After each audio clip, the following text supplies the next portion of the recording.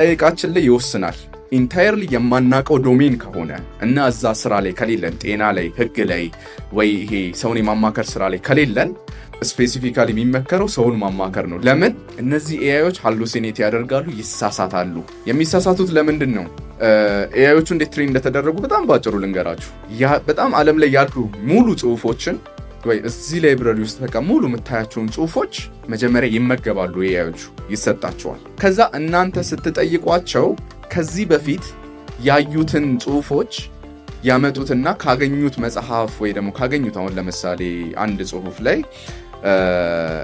በግ ሳር ይበላል የሚል ከሆነ በግ ምን ይበላል ስል ሳር የምትለው የሚያመጣው እስካሁን ድረስ ያሉትን ጽሁፎች ኮንቲኒዩዋል ፕሪትሬኒንግ ወይ ደግሞ ፕሪትሬኒንግ የሚባለው ሙሉ ጽሁፎቹን ይመገብና ያንን ጽሁፎች መጀመሪያ ላይ ካወጣበት ቦታ ጋር አዛምዶ እዚህ ጋር ያመጣዋል። ያ ማለት ምንድን ነው? አንተ የምትጠይቀው ጥያቄ የሆነ ቦታ የሆነ መጽሐፍ ላይ ስለተጻፈ እሱን ሴማንቲክ ሪሌሽንሺፕ ማች አድርጎ ነው የሚያመጣው።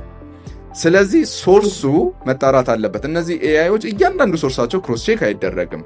እሱ በኋላ ላይ ሱፐርቫይዝ ፋይን ቱኒንግ በሚል ነው የሚጣራው። ግን ምን ለማለት ነው? ከዚህ በፊት የተጻፈ ሊትሬቸር ነው ሪቪው አድርጎ ለአንተ መልሱን የሚያመጣልክ። እነዚህ ኤአይዎች አያስቡም።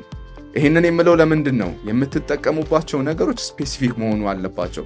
ለስነ ልቦና ስንጠቀማቸው፣ ለመድኃኒት ስንጠቀማቸው፣ ኢቭን እዚህ ስራ ላይ ስንት ማስከፈል አለብኝ ብላችሁ ስትጠይቁ ማሰብ ያለባችሁ ከዚህ በፊት በሚያውቀው ናራቲቭ ወይ እናንተ በሰጣችሁት ነው እንጂ ኢንጀነራል አያውቀውም።